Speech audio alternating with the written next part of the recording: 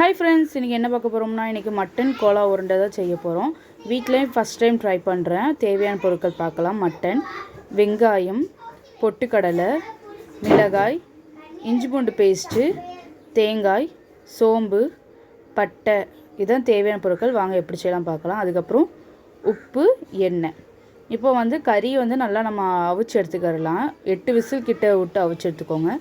அவிச்சு கறியை நல்லா நம்ம அரைச்சி எடுக்க போகிறோம். அதுக்கு ஒரு ஜாரில் எடுத்து போட்டுக்கலாம். இப்போ இதை தண்ணி ஊற்றாமல் அரைக்கணும். தண்ணி ஊற்றி அரைச்சிட்டிங்கன்னா நல்லாவே இருக்காது, உருண்டை பிடிக்க வராது. இந்த மாதிரி அரைச்சி எடுத்துக்கோங்க. இதை உருண்டை பிடிச்சி பாருங்கள், உருண்டை பிடிக்க வருதான்னு. எனக்கு வந்துச்சு.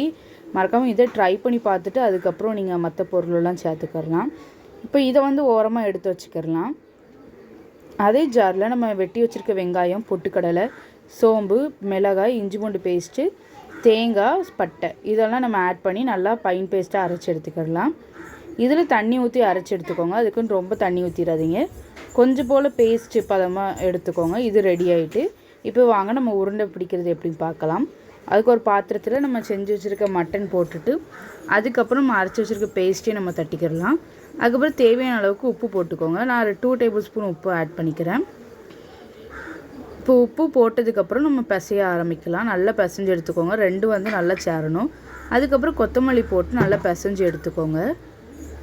இது ரெடி ஆகிட்டு வாங்க இப்போ உருண்டை பிடிக்கலாம். இதை ஊற வைக்கணும் அப்படிலாம் ஒன்றும் கிடையாது. டைரெக்டாக நீங்கள் பிசைஞ்சிட்டு அடுத்து உருண்டை பிடிக்க ஆரம்பிச்சிடலாம்.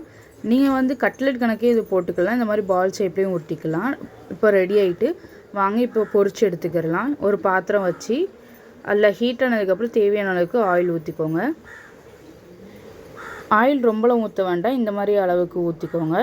இப்போ உருண்டை பிடிச்சி வச்சுருக்கிறத நான் ஒவ்வொன்றா ஆட் பண்ணிக்கிறேன். இதில் இப்போ ஒரு சைடு வெந்துட்டு நம்ம அடுத்த சைடு திருப்பி போட்டுக்கலாம். கருகிராமல் ஸ்லோவில் வச்சு நீங்கள் பொரிச்சு எடுத்துக்கோங்க. இந்த மாதிரி கோல்டன் ப்ரௌன் ஆனதுக்கப்புறம் அதை எடுத்துருங்க. நல்லா வெந்துட்டு ரெடியாகவும் ஆயிட்டு. இந்த ரெசிபி நான் ஃபஸ்ட் டைம் வீட்டில் ட்ரை பண்ணுறேன். பிச்சு பார்த்தேன், நல்லா சாஃப்டாக வந்துருந்துச்சு, சூப்பராகவும் இருந்துச்சு. இந்த ரெசிபியை மறக்காமல் நீங்கள் வீட்டில் ட்ரை பண்ணி பாருங்கள். இந்த மாதிரி நிறைய வீடியோ பார்க்குறதுக்கு சப்ஸ்கிரைப் பண்ணிக்கோங்க. Bye guys.